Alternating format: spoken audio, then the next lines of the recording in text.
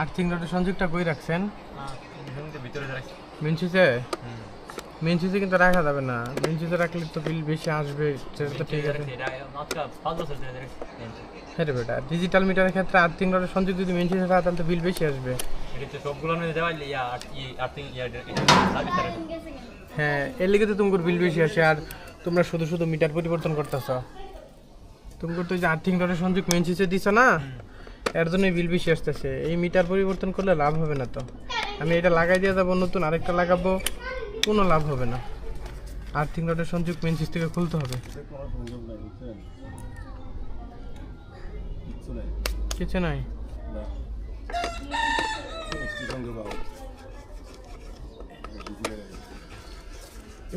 Unit কত পাইছেন মিটারে? ঠিকই তো আছে। হ্যাঁ, ব্যবহার করে না। তারও তো সবাইটারে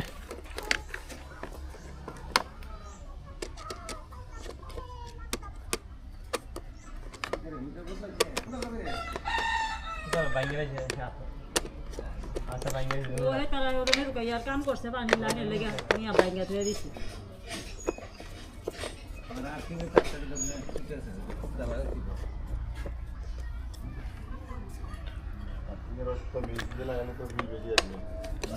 আর্থিং রডের সংযোগ যদি মেন সুইচে থাকে তাহলে বিল বেশি আসবে ভাই।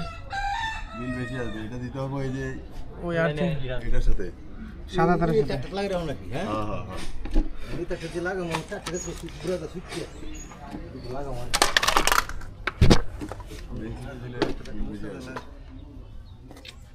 মিটার উপরে আর উপরে দেওয়া লাগবে। তার শর্ট এদের, তার তার লোডের তার।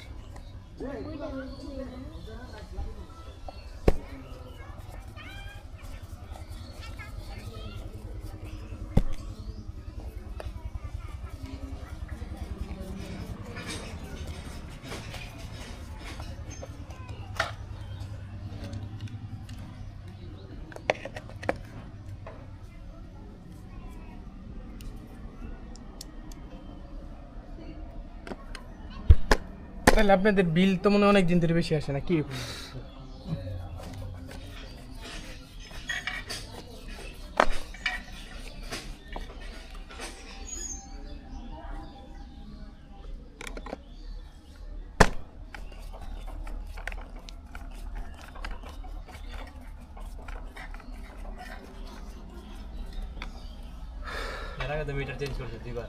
দুইবার কে? আপনি মিটার যদি 100 বার চেঞ্জ করেন কোনো লাভ হবে না। আর্থিং রডের সংযোগ মেন সুইচে রাইখা 100 বার চেঞ্জ করলে লাভ হবে না, কারণ ডিজিটাল মিটার সার্কিটগুলো এমনভাবে তৈরি করা, এই জায়গা থেকে আপনি ফেজ নেন বা নিউট্রাল নেন, বিদ্যুৎ বিল বেশি, এই বিদ্যুৎ বিল আসবে। তো যখন নিউট্রাল নেন, নিউট্রাল ওদিক দিয়ে কমন হয়ে যায় আর্থিং রড, ওদিক দিয়ে গ্রাউন্ডে লিকেজ বিদ্যুৎটা চলে যায় সরাসরি।